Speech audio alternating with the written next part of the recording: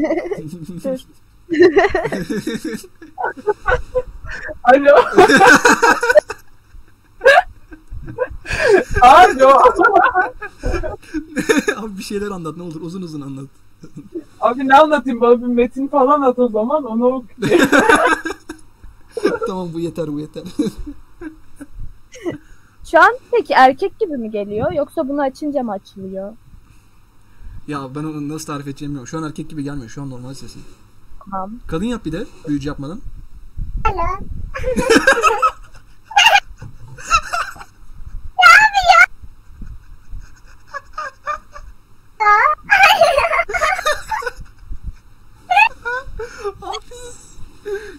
Hayatımda duyduğum en tatlı şeylerden biri. Meğer ben normalde de kadınım zaten. Ama galiba efekt veriyor, büyücü diyor. Dur, çocuk olacağım.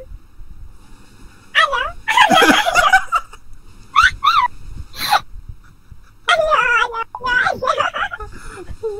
Abi bunu nereden buldun? Mikrofon şey yapabiliyor muyum diye merak ettim işte. Abi yapma yapma dur. Alo, bu nasıl? Bunu çok merak ediyorum. Bu aşırı merak ediyorum. Abi. Abi niye gülüyorsun? Gülme ya. Of abi. Aşırı Şimdi eğlendim. gülme beraber. Peki bu ikisini aynı anda açarsam ne oluyor acaba? Bir Dene. bakayım. Şimdi kapatayım önce.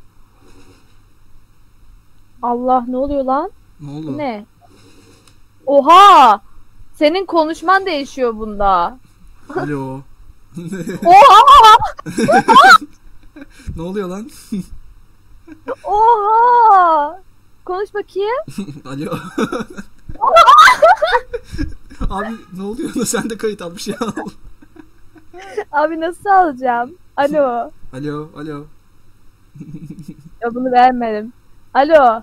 Alo, ses ses ses. Ya bu abi bu aynı. Dur bir dakika ya. Bu kadar mıymış? Dur. Nereden de açsam? Alo. Alo. Alo.